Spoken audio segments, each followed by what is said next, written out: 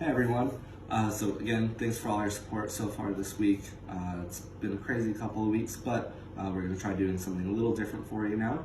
Last week we talked a little bit about wine. This week we're going to do some bulk cocktails for you guys. So actually keep an eye out for the newsletter and a couple of email blasts, because we're going to send out a few menus for bulk cocktails for you guys to enjoy at home, just to give you guys something a little different. The first one we're going to be starting with is going to be some Bloody Marys. We're actually going to bulk order these. Do some pre-mixes for you, so all you have to do is take it home, toss it in some ice, add whatever garnishes you want, and you're good to go. So first, I'll show you how I like my Bloody Marys. So first, you're going to want to start off with some kind of vodka and some kind of mix. So for me, I like to make my own mix at home, but Charleston Bloody Mary is what we use here. It's a fantastic pre-mix. It really allows you to add a lot of different spices and flavors to it as you want to go along. So we're going to start out with 2 ounces of vodka.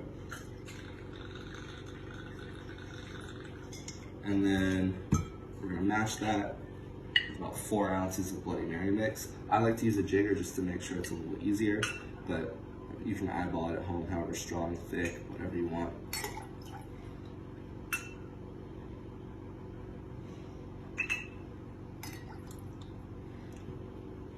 And from here, you can stir, you can shake, you can do whatever you want. Personally, I like to do a little bit of a dry shake just to get all the ingredients mixed in together. It's just super quick, kind of helps bring the vodka and the mix together a little bit. And of course, if you don't have a shaker at home, you can use cups to kind of swish back and forth if you want. You can use a big spoon to mix it along with ice. It's really just however you feel most comfortable doing it. So we already have our glass filled with ice here. I'm just gonna pour the Bloody Mary over the ice. And then you can garnish this with whatever you want at this point. The classics is usually celery stick, olives, lemons. For me, I just like to go super simple.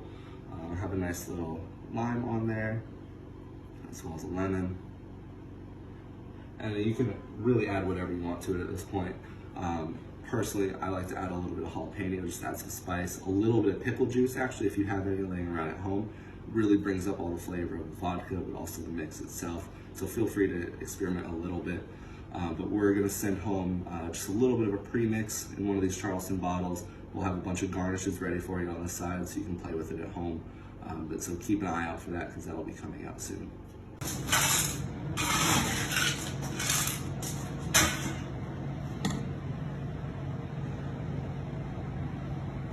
All right, so another cocktail we're gonna do for you also in bulk is gonna be a Manhattan. It's probably one of the more popular cocktails that we have here. So I'm just gonna take you through kind of how I like to make mine.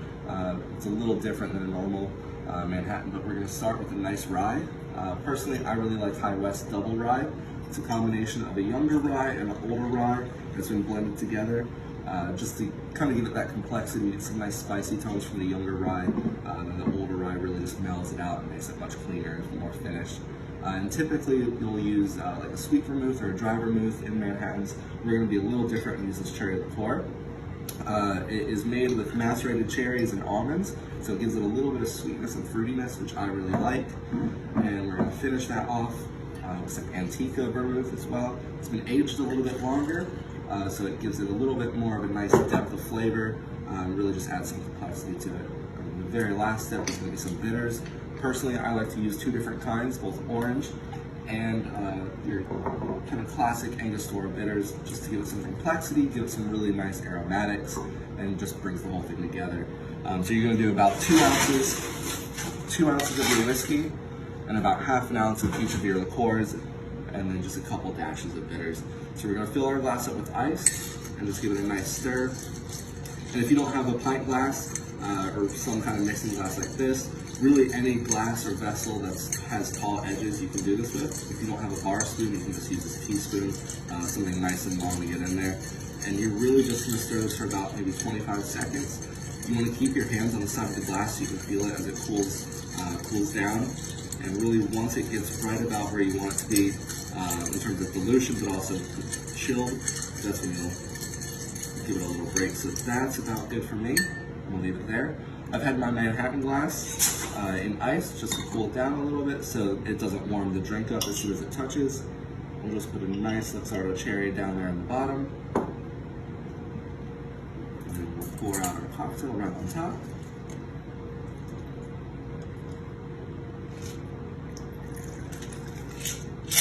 And I like to finish it off with just a nice long strip of orange peel.